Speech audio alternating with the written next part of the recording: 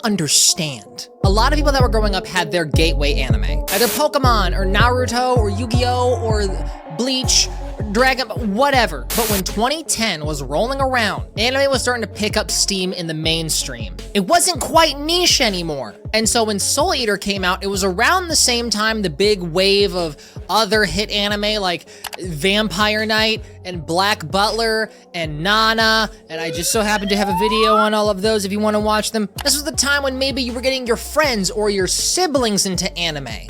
But Soul Eater was unique because it had such intense quality behind the animation, behind the tone, behind the music, that it had an iron grip on the minds of the people who watched it, myself included.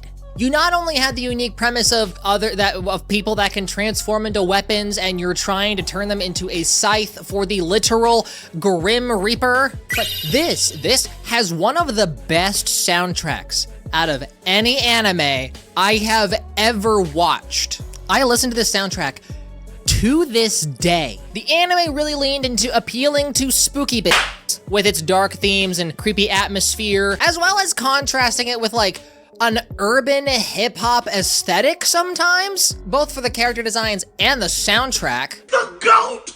The GOAT! I have a lot of things I've been wanting to talk about concerning Soul Eater. So buckle up, because just like that one kid that wouldn't shut up at middle school, this video is gonna be dense.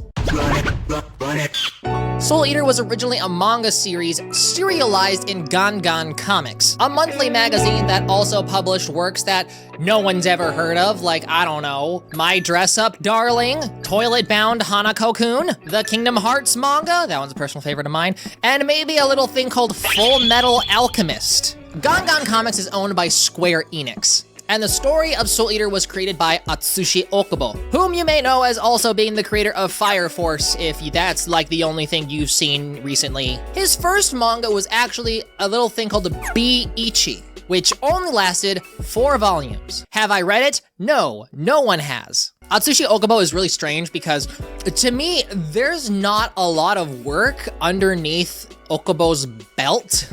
Not counting the sparse manga and the illustrations he helped with that weren't his original work. He only has like 3 original series, that being B-Ichi, Soul Eater, and Fire Force. And hot take, his artwork hasn't gotten better.